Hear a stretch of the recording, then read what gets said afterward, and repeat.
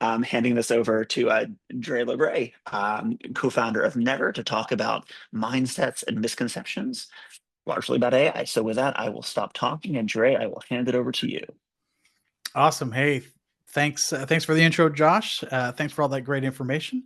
I'm also going to be at FITC on Monday and Tuesday in Toronto. So if you're there, look out for me and come and say hi. All right. Well, without further ado, I've got a nice little presentation for you today. And let me share my screen so that you can see what I'm looking at. All right. Off we go. All right. My name is Dré. I am the co-founder of Never. I am not former. I am still a creative technologist that became a creative director and did that for a long time. And I recklessly play at the intersection of creativity and technology and innovation. And today I want to talk to you about some mindsets and some misconceptions around AI. And to tell you a little bit about what I'm currently doing these days, I run a little thing called Never.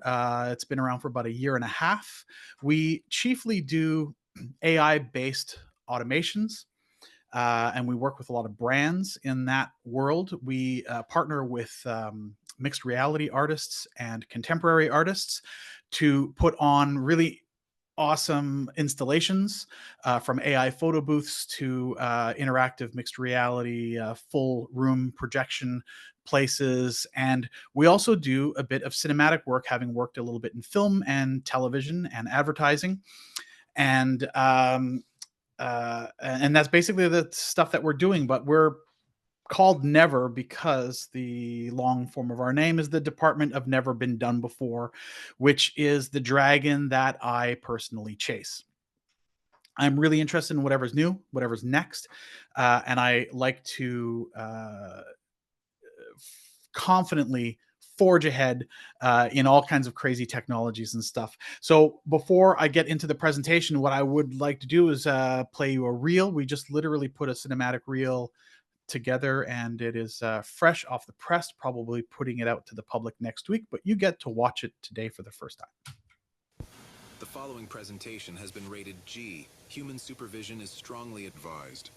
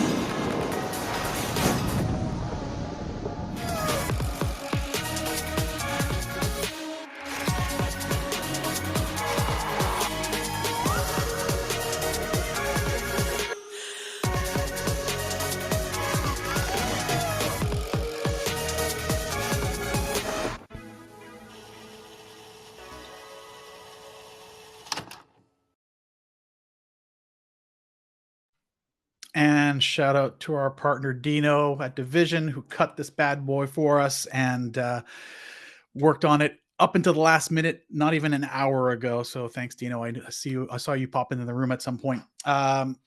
So as we get started, I want to tell you a little bit of a story about how I started doing AI more full time, starting about a year and a half ago.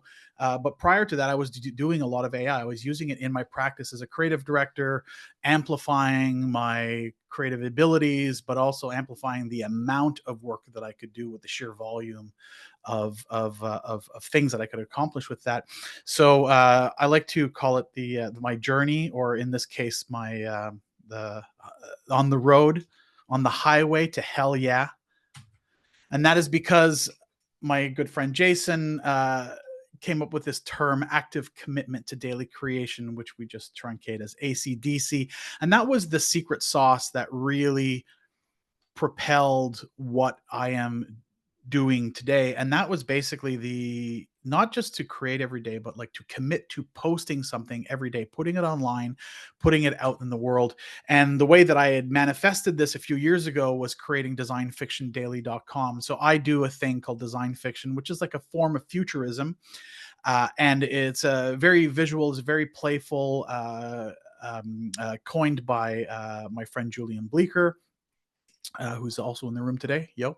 And so I do a lot of design fiction, and design fiction allowed me to stretch my imagination, to imagine harder about the things that I was doing. And what it did is a few things. It got me thinking a lot about the future in smart and tangible ways. It got me increasing my production capabilities. I just got way better at Photoshop and Illustrator and all the various tools that are out there. And along with that was AI. AI was a little bit janky in the earlier days when I was doing this, so it was more of a supplement to the physical production that I was doing, and it slowly turned into most of what I could do could be done in AI as the tools got really good. And a lot of this is shout out to my near future laboratory compatriots. A whole bunch of them are in the room here with us today, and I was just recently in a room with them just a little over an hour ago as we do our weekly office hours, and today was the open office hours. So if you ever find yourself bored on a Friday at the end of the month, just drop in and come and hang out. These are surrounding myself with some really great human beings that are motivated and generous with their time and their ideas, and play a large part in why I am doing what I am doing today. But ultimately, a lot of what I do is just me, myself, and AI, because these tools have allowed me to act like a small agency in some capacity. But enough about me. I want to hear about what you think about me. Nah, just kidding. We're going to shift this over to you. And what kind of value can I offer you today? And that value is going to be conveying some ideas around what I think AI has to hold. So, as you can see, I do think that AI will take your job to a whole other level. There's an opportunity here to upgrade what it is that you're doing in certain respects. By no means am I saying that you have to use AI. I think artistry and craftsmanship is sacred and important, and isn't going anywhere anytime soon. But if you are working in the commercial space, you're likely going to want to take advantage of AI to help superpower some of the value that you can offer your clients. So today we're going to talk about some mindsets. I'm going to pepper in a few misconceptions along the way, and this will hopefully tune your brain into a place where I am currently at. And we'll have time for questions at the end of this, so feel free to take some notes or pop it in the chat. We'll be doing a good job moderating that. The first mindset that I like everyone to really consider is the idea of continuous adaptation. This is the idea that a lot of the stuff that we're seeing in AI today looks weird. It looks janky. Well, now it's looking a whole lot better than it did even just a year ago. But when you jump in early, there are a lot of benefits in getting in at the beginning stages of a technology, because one, you get to grow with the technology and see how it evolves, and you evolve with it. The community surrounding it, the reason why I'm doing what I'm doing is because I chose to adopt a tool called Comfy UI, which is basically playing AI in hard mode. And I found a very small community of Comfy UI people through a WhatsApp group a few years ago, and made friends with my current business partner, who is in France, Pierre. And he and I decided to just start doing a bunch of work together, and it just turned into a company. But also, getting on the ground floor with a lot of this technology means that you have the ear of the developers, and you have an opportunity to shape the technology as it grows. So there's something really important and beautiful about that. And just to give you an idea of like what continuous adaptation looks like, if we probably all familiar with Will Smith eating spaghetti from 2 years ago, literally just 2 years ago, this is what it looked like. But when it came out, as weird and uncanny and janky as it currently looks, back then it was recognized as like, wow, it's relatively coherent. Like I can tell that's Will Smith and I can tell that's spaghetti, even though it's all kind of weird and stuff. Fast forward 2 years to today, and now we've got something that looks a whole lot more compelling. Uh, Mind you, that I don't know, the orange juice with the spaghetti is the thing that throws me off the most in the most current version. Also, the fork is a little bit weird. So I like to say, I said this in a podcast, the Grain podcast, a few months ago. If you're waiting for tech to be good enough before jumping in, you're already too late. Those who evolve with the technology as it progresses will have the upper hand. And I'm seeing that right now. A lot of the early adopters, a lot of the people who took the risk to jump in early are the ones that are riding the crest of this tsunami that is crashing upon us at this time. Something else to consider is human in the loop. Are you the human in the loop, or are you the human in the way? Human in the loop is, as most of you probably know, is a term. It's a term in machine learning. Related to supervised learning, get the machine to do a thing and the human comes in and tests its results. I like to equate this to my experience as a creative director. As a creative director, I was the human in the loop of other humans doing work. I would ask writers to come up with, let's say, 50 taglines or headlines. They would return. I would pick my 3 favorite ones and then instruct them to move forward with that in mind. And they would come up with 50 more lines, and I would do 3 more, and it would just get better and better every time they would come back to me with more things. And this is very, very similar to how you might work with a large language model. If you asked it to come up with 50 headlines, as a creative director or even as a curation director, your job is to curate the best options, reinforce why they are the best options, and then send it off to go do it again. And then ideally, you'll get better results every time you do that. And your experience as a manager managing people becomes invaluable when working with an AI at this capacity.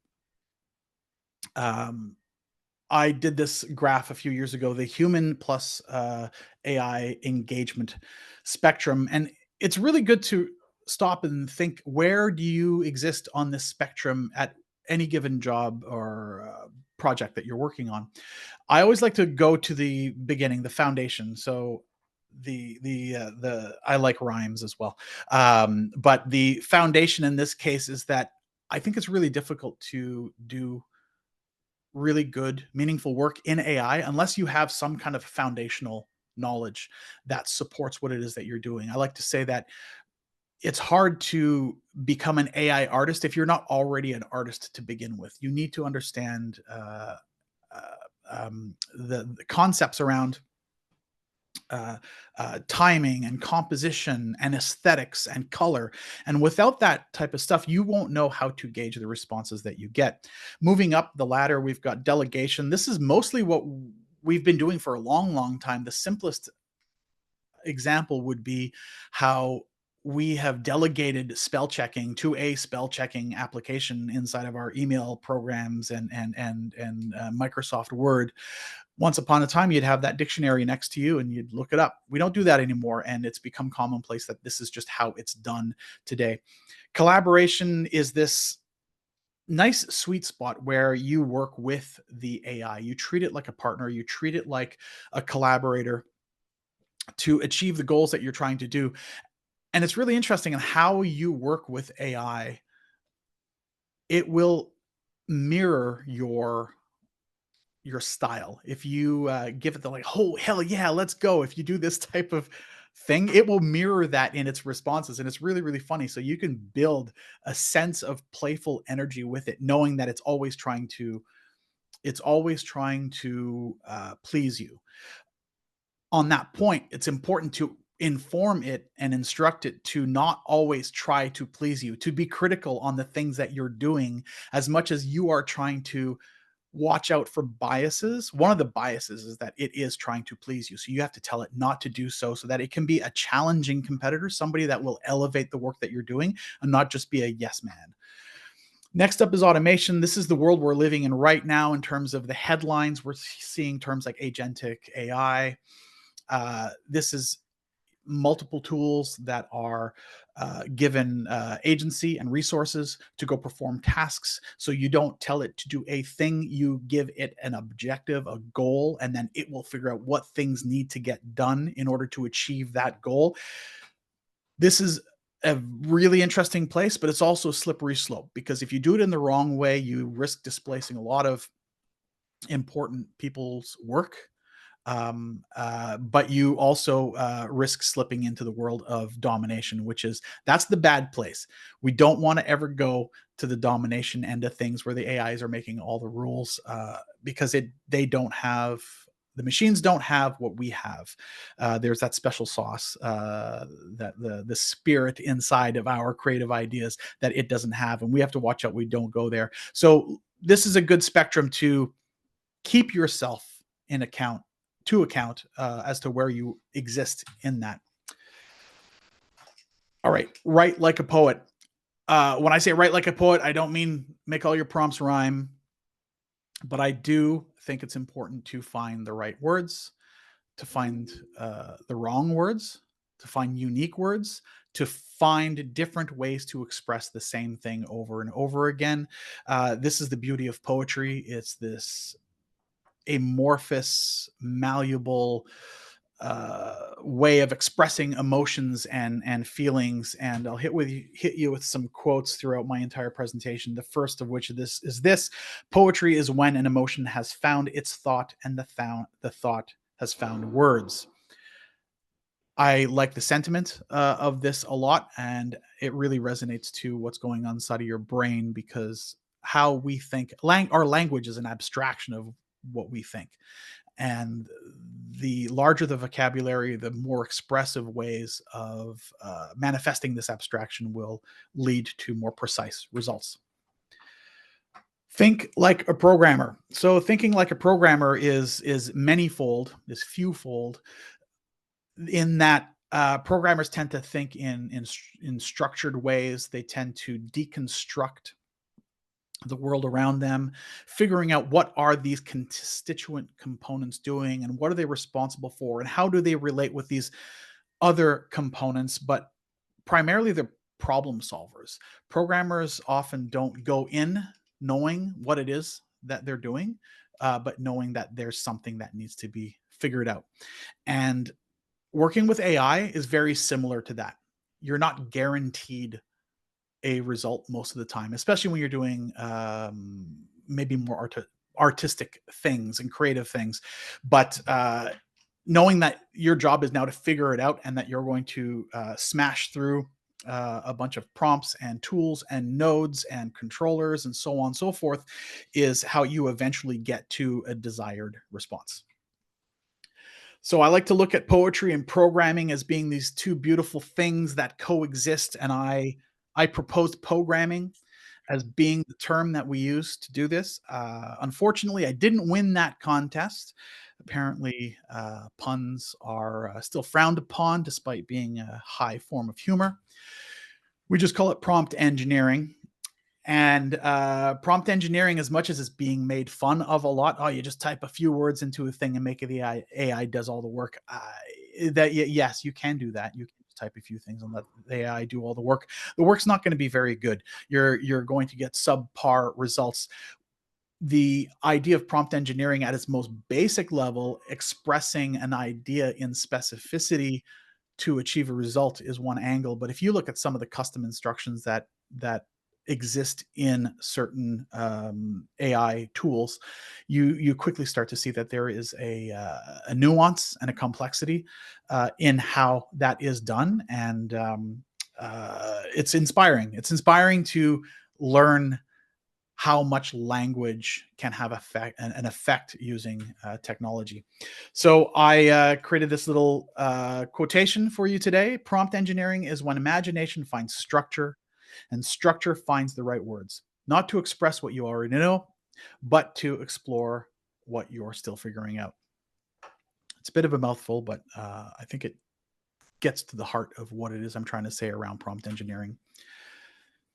Act like a director. I like the double entendre here, act in quotes, because directors are the ones that pull the performance from the actors. They are the ones who will give them the instructions. We hear the trope, what's my motivation? An actor will say, what's my motivation?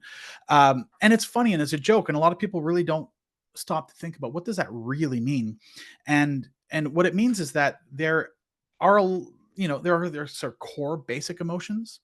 But then that can be subdivided into more specific emotions. This is called an emotions wheel. You can just Google it and find it. This is a wonderful tool to help you explore, even prompting. But I learned this having directed some stuff in the past, that when you're working with talent and you want someone to be happy, well, there are many flavors of happy. If you want somebody to be sad, there's a difference between being sad because you lost your job, or being sad because your dog ran away from home. That's what you're trying to tap into with talent as a director. That is what you're also trying to tap into with large language models and art generators, by being a lot more specific and intentional with the words that you're doing. Because otherwise, if everyone's just saying, I want happy characters, you're just going to look like a stock photo library for a catalog. So I've got a couple director quotes here. The director's job is to suggest, not to impose, to nudge the actor gently towards discovery. This is an awesome way to look at an AI, is that the AI is also doing some discovering as it's navigating the vector space of all the data that exists in its data set. Also, a director is someone who presides over accidents, if you're lucky, beautiful ones. Filmmaking, music making is improvisational in nature. When you get on set and you start doing stuff, things happen, and you want to roll with it. You may have heard the term vibe coding in the programming world. Vibe coding is this notion of like improvisational programming using LLMs, because they're so powerful and they have such good knowledge of programming that a non-programmer like myself could go in and actually accomplish some pretty great tasks. I propose a term called vibe moding. Vibe moding is more of the umbrella term, which is just a funny way of saying improvisation. I like to look at music as, and being a musician, I like to look at music through the lens of music at everything that I do. And one thing that I noticed with music is that the line between input and output is short. You think something, you play it on an instrument, and you hear the result immediately. And that is a beautiful thing about improvising with music, is that you can do it in real time with other people. When you're doing this with AI is pretty darn fast. So when you type in an input, the line is short. It's not as real time. Well, in some cases, it can be real time if you're using like a stream diffusion type of thing. But when you're in a creative flow state and you start typing something and you see a result and you do it again and again and again, you achieve this like accuracy through volume. You can just churn through a lot of stuff, and using your judgment, you can piece together beautiful pieces of work. This weekend, there's a 48-hour film contest where you can use AI to make a film within 48 hours. I know a whole bunch of people that are going to be jumping on board. I haven't decided if I'm going to do that yet, or if I even have time to do that. But that is a great example of like vibe moding, improving, going with the flow. Also, I want to talk about hallucinations. There's a lot of misconceptions around how hallucinations are bad. I think the opposite. I think hallucinations are great. Hallucinations are bad when you're looking for factual stuff. If you're asking for a math equation and it just flat out gives you a wrong number, that's not good. But when you're doing artistic stuff and it spits out a misinterpretation of what you're doing, but somehow improves that, I like to call that a misimprovement. You end up with something that you may not have come up with on your own, that a collaborator or partner may have misheard you and repeated something that just happen to be better on the return journey to your ears. AI is really, really great for that. If you can embrace the chaos, embrace the happy accidents, be open-minded to the weirdness that comes out of it, it might lead to some really, really favorable results. Ultimately, AI doesn't make you creative. AI can produce very creative looking things and creative sounding things. But ultimately, I think that there is a minimum viable knowledge that still amounts to years of experience. This is going back to the foundation part of that framework that I showed you earlier, or that model earlier. Without that foundation, it's really, really hard to tease out the creativity. And ultimately, it boils down to taste, judgment, and intention. These are the three core ingredients that I feel are necessary, that are imperative when you're working with AI. If you want to do something that is going to break through, that is going to stand out, that is going to resonate with people, because ultimately anything that we're doing in art and creativity is there to elicit some kind of a response, an emotional response. If you're not communicating something at that level, then it might be all icing and no cake. And this is the ingredients that make up the delicious cake part of the dessert that we're offering up with AI. There are a lot of misconceptions, including that AI is this easy button that you can press. That you can press the button and it will happen. It can happen. Some things can happen like that, but as I mentioned before, I chose to play on hard mode in AI, and I know how difficult it is to make things do exactly what you need them to do. I work with a lot of clients who want very specific results. This make the logo bigger is very, very hard to achieve in AI when you have, if you're just using something like Midjourney alone without any control to guide what's going on.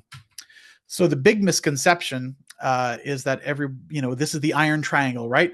Fast, good, and cheap. You can only pick two. Well, in AI, they tend to say you can only pick three. You can't have it all. This is a terrible mindset to have in the world of AI, that this is going to be the shortcut to everything.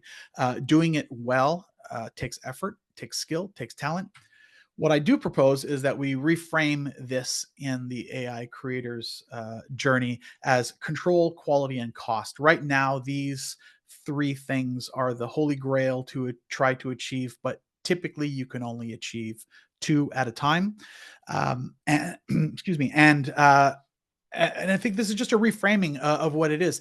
As the technology progresses, it's going to get better. It's getting better so fast, so quickly. But right now, in every project that I work on, this seems to be the triangle that we are confronted with every day. So AI really needs to be seen more as a brush, which I borrowed from Dave Zabosky, who I saw in the room. Hey, Dave, I owe you an email. And also, I think it's also good to recognize AI as a tool. This is something that you use in the work that you do, but you can't just limit it to a tool. I think AI is also good to be reframed as a companion, which I stole from Julian's last email that he sent from Near Future Laboratory. And yeah, we see this duality, that not just duality, these partnerships. See, we've got Lennon and McCartney, we've got the Coen brothers. I like to think that AI is like a brother from another motherboard. This can be your comrade that you can play with to achieve extraordinary results. So when you combine the brush, the tool, and the companion as a way of reframing AI, and not just as a slave that you delegate things to, this is where you start to get some really nice stuff. So artists aren't being replaced, they are being rearmed. Again, another quote from me. If you're I might be showing my age here, but in the 80s or the 90s, there was the laser crud era, when laser printers and Macintosh computers and Aldus PageMaker came out.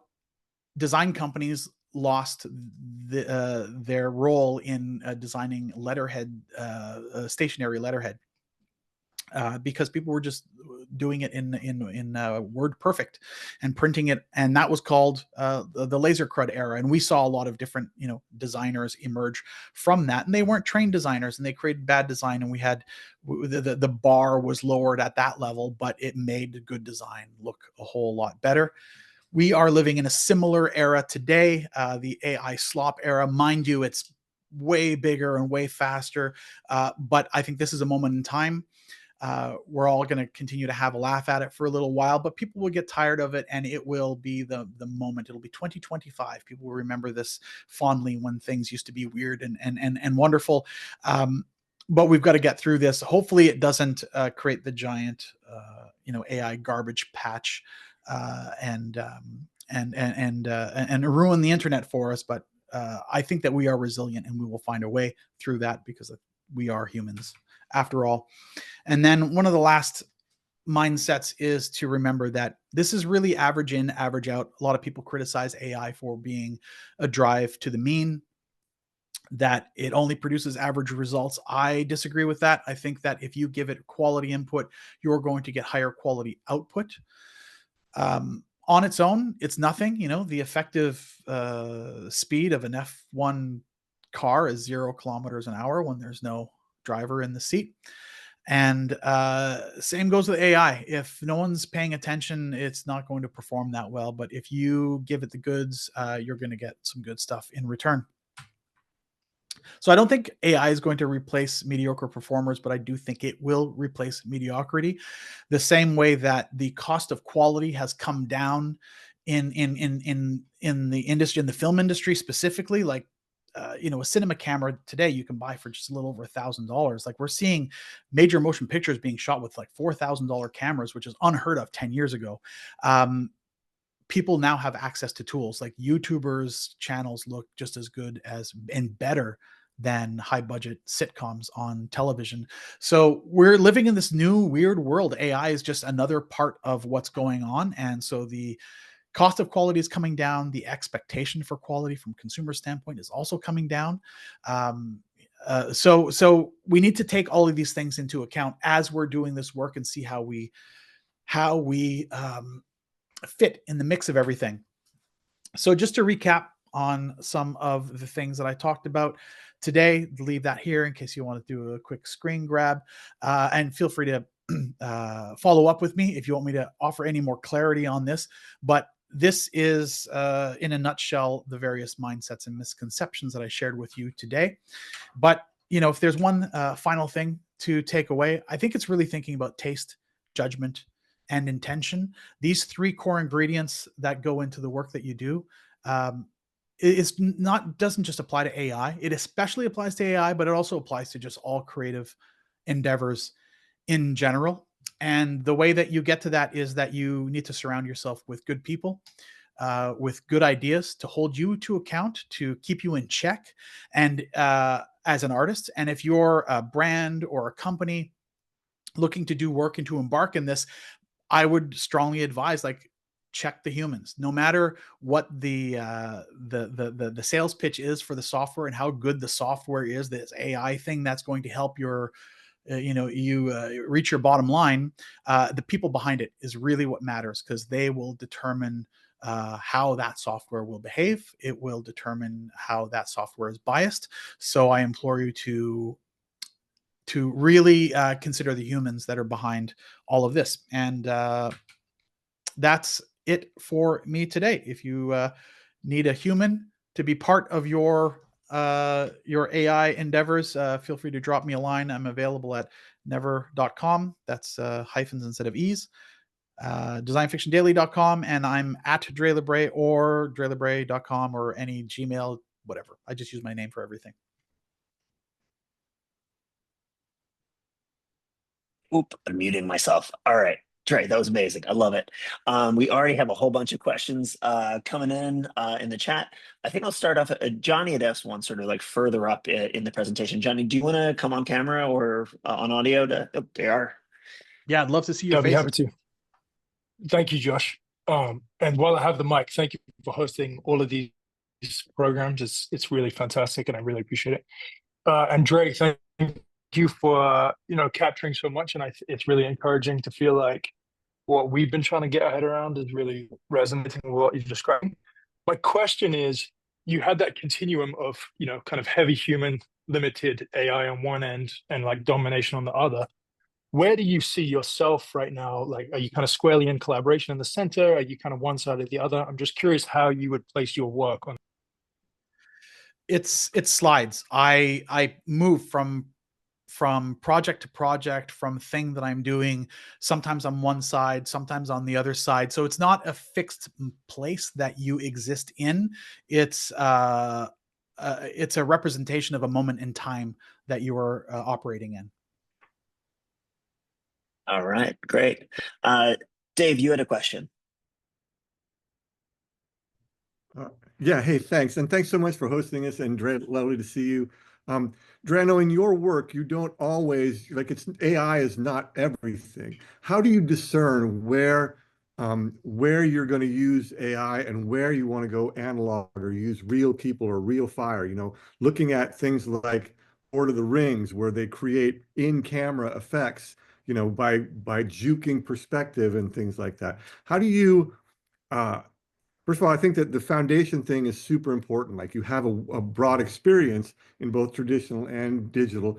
Where do you start to look for that discernment between using these new tools and using tried and true traditional tools that are already proven?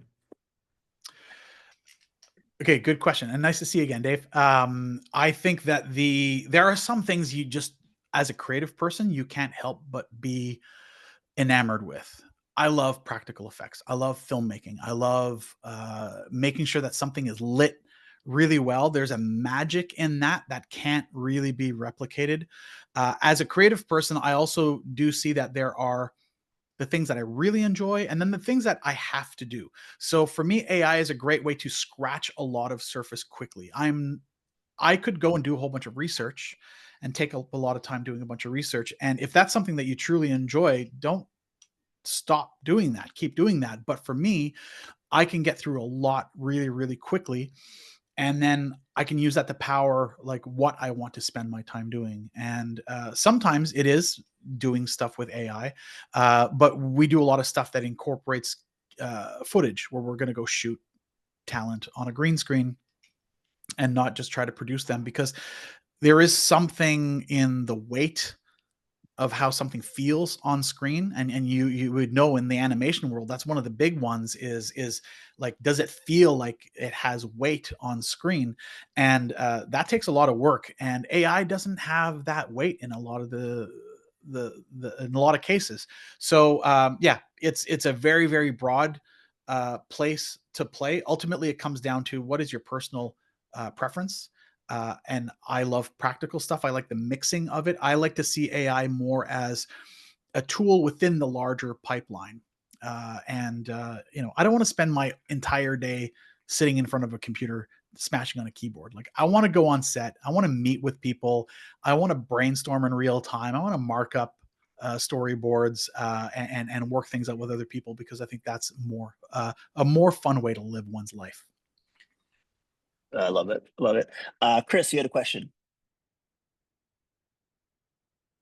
Hey, thank you. Hi, Dre. Thanks for that talk. That was actually like a well-needed like dose of optimism for me, because I've, you know, from the beginning had like a bit of an existential struggle, I think, with AI from the very get-go. But I love the tools so much and have so much fun playing with it. So you kind of talked about mirroring and how it will kind of mirror your language and collaborating and treating AI like a companion. And I was in a situation recently. I've been using it for a lot of side projects and stuff, and I kind of had to take it aside and have a conversation on the side about like, please stop doing that. Don't do it so much. Let's change how we speak with each other. And it felt like having an awkward conversation with a creative collaborator. And I guess that kind of leads me to wonder, like, am I anthropomorphizing this too much, or is that also healthy? I guess I'm kind of finding myself a little lost in like who we are in this equation anymore.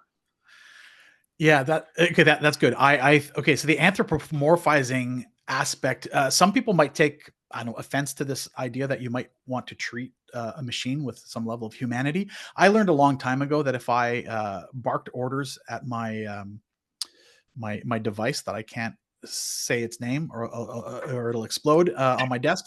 But I just happened to have an assistant at the agency that had a very similar name, and I found myself barking orders at her because it was like, oh no, she's not a Amazon device.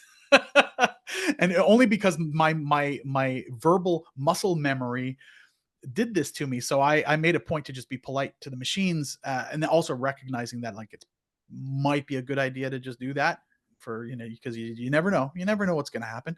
But I think being polite to the machines is great practice for being polite to humans, because these awkward conversations that you might have with someone as, creative person, you've got you've got partners that you work with, and one of the magic parts of a partnership is the cadence at which you can bounce ideas off of one another, knowing how much to say and knowing how much to hold back to give them an opportunity to contribute and go back and forth. Otherwise, you just end up eating all the air in the room.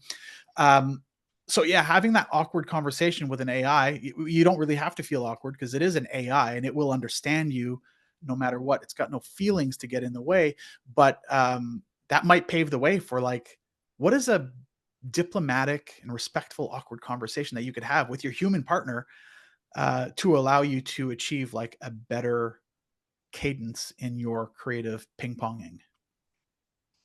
I love it. Yeah, it's funny. I saw that therapy is actually one of the major use cases for ChatGPT. Like a lot of people are using it for therapy. I think a lot of people are actually being much more confiding in their AIs than they are with their friends. Marco has had a question, and he's in a noisy space, so I'll ask it. How do you help your clients understand that the standard for quality must remain high and not be sacrificed in the interest of speed and control? Okay, And I mean I that. would imagine that. Yeah, go on. Sorry. Yeah, it's a great question. I have to tread the line with coming from an industry. I worked in advertising for a long time, and the standard for quality is really, really high. And I know and also whether you're working in film or music or whatever, the standards for quality for the good stuff is really, really high. And I'm not going to kid myself and say that AI is meeting that standard today. Um, the trick is to find that fine line of setting expectations of like, this is where the standard for quality is right now. This changes on a week by week basis, but that with this understanding, we're going to try to get to this level of quality. But this is the trade-off with AI. Like, people are trying to do this to save costs. Well, if you're going to save costs, you're going to cut, something's got to give.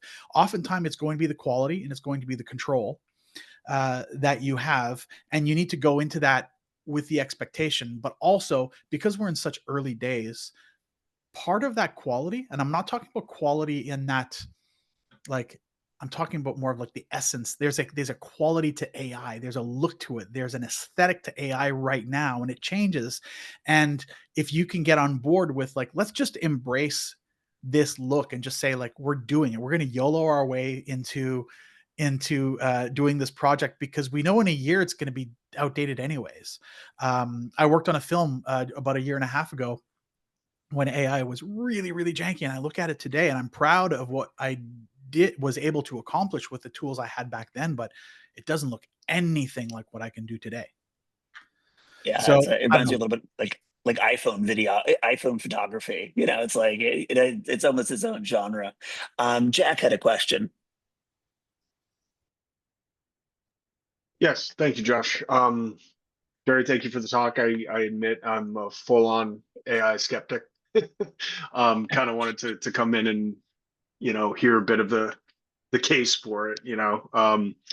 So I guess my question is, if we think about this as a creative tool, and you put aside the ethical and legal repercussions of it, learning on a lot of the times copyrighted intellectual property produced by our fellow creatives. And then, there's a finite amount of that, basically, at least initially. And then it starts to learn further on AI generated content. And what's the argument against that leading to a perpetual dumbing down of the output as we sort of get a copy of a copy of a copy, so to speak? Yeah, you're hitting a nail squarely on the head with that question. There's a lot to unpack. So one, the whole ethics and legal aspect, that's a Zoom call all on its own, and it's complex. But it is solvable. There is a way around it. It's just going to take some time. We're in the early days. We're in the days of when rap music was just freely sampling. This is the Tribe Called Quest, right? Like they were just doing it, and over time we had to figure out how to make this work. Yeah, most of the models right now are trained on the corpus of intellectual property and creative ideas that are out there. There are models that are emerging that are fully rights managed or trained on ethical data, on public domain, and so on and so forth. But then you talk about like synthetic data.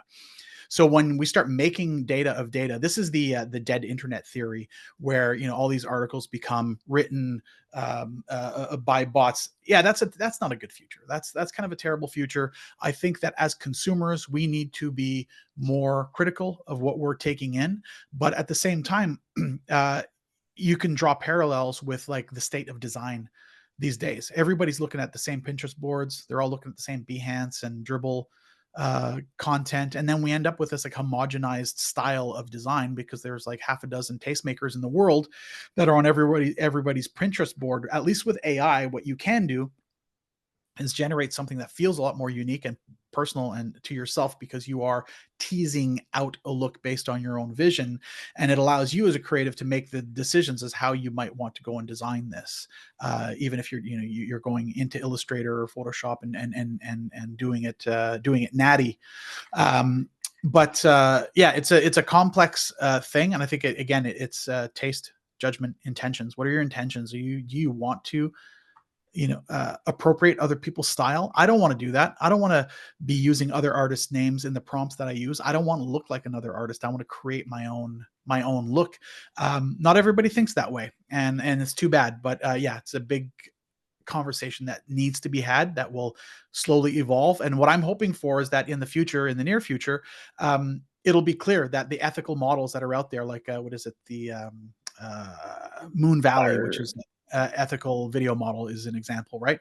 Like when that comes out, like I have clients that will insist that's the only model we use because they don't want to get embroiled in any controversies. Yeah, I would say that's definitely something we're seeing from the agency perspective. That we're like members of a group called SODA, the Society of Digital Agencies, and there's a lot of trepidation about using. You can't really use Midjourney for something you're going to create for a client because there's just too much legal exposure. Okay, Michelle had a question. Yes, I'm also curious about the integration of AI agentic workflows and sort of overall user experience in some of these creative projects. As a personal example, I recently experimented in an XR ecosystem where I was able to create on the fly, almost instantaneously, skyboxes, mesh environments, interactive 3D artifacts, and bilingual conversations, all by utilizing verbal AI prompts. And I also confirmed the accuracy of the output with an indigenous tribe I'm working with for the beautiful landscape mesh environment. I'm seeing that Google DeepMind has Genie 2, which will offer even more robust tools in the near future with baked-in physics, lighting, and interactions. So my question, I'm not sure if there's a reasonable answer here, but how far out are we to realizing this creative vision, and how do we find balance in collaborative participatory design in partnership with humans and AI?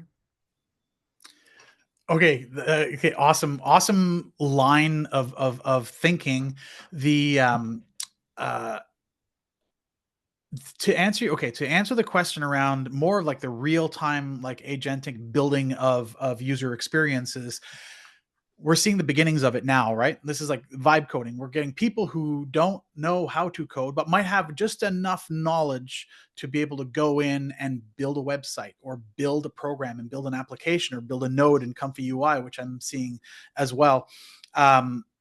This is all starting to happen, and we're at the early stages, and this is going to get better and better and better. And the reality is that computers, programs, all of the things that you talked about fundamentally are just binary code. It's just ones and zeros that computers understand.